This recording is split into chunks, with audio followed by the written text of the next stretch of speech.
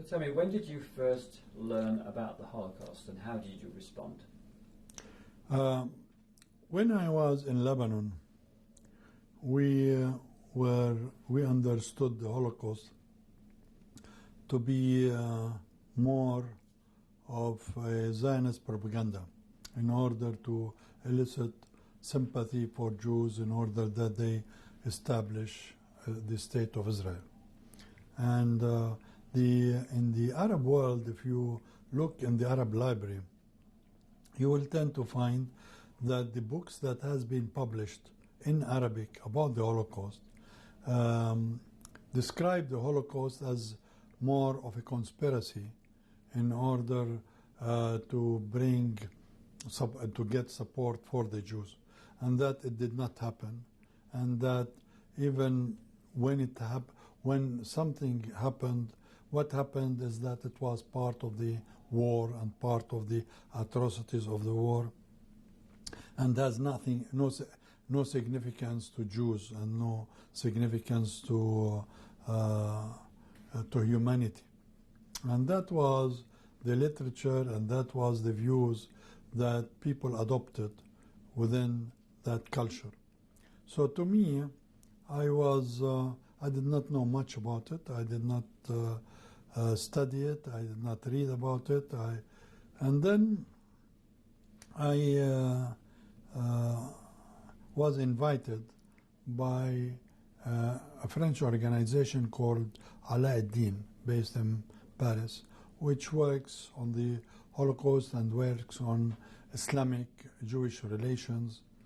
And I actually took a friend who was in the Ministry of Religious Affairs to go, and they had organized a big delegation, a big group of religious leaders from around the world to go visit Auschwitz in February of 2006. And so I went, and I was exposed for the first time to, it was first time for me to visit a death concentration camp, and I was shocked to see and to learn and to know what has happened. And so to me it was an eye-opener, and I felt, but how come that this is not what we learned? How come that this is not what we know about and how come that we do not visit the Holocaust? And one of the things that when I went with students, that they noticed that there were no Arabs in the concentration camps. There were no Muslims, there were no Palestinians visiting. And so to me it was a question I raised within my soul, to say that one should not be a bystander on this. We should carry this message home, that it is not true what we feel, that there is that it is immoral and unethical and unrealistic to keep denying that there was a Holocaust. And so I thought about that, and then I received an email from Robert Sutloff, whom at the time I did not know, in which he said that I heard about your trip to Auschwitz, and I was wondering if you would like for us to co-author an article about why should Palestinians learn about the Holocaust. And I thought it was a good idea. So we collaborated together on writing that article, which was published in the International Herald Tribune. And at that time, it was not translated to Arabic, and so it did not, not many Palestinians did read it or were aware of it. However, those who were aware of it criticized me very harshly. I remember very well going into a wake for a friend who died, and then some of the people there started talking to me, why did you publish such an article? Why do you say that Palestinians should learn about the Holocaust? Why didn't you write that Palestinians should learn about the Nakba? Or why don't you learn that the world should learn about the Nakba? Why are you talking about the Holocaust?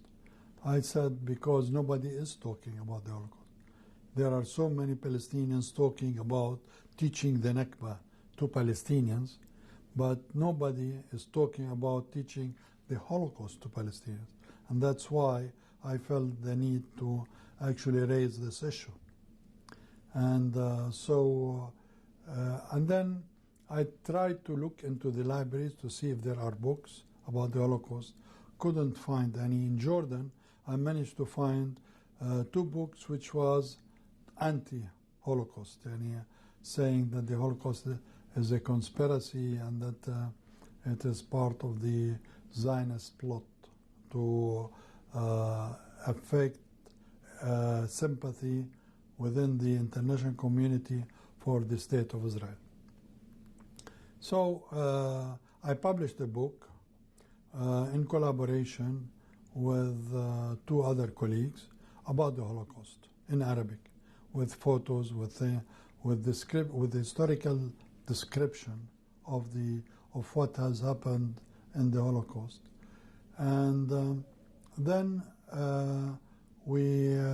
I was asked if I would join this project where it would study the impact of empathy on reconciliation by taking Palestinian students, 30 Palestinian students, to Auschwitz to see for their education, or first-hand,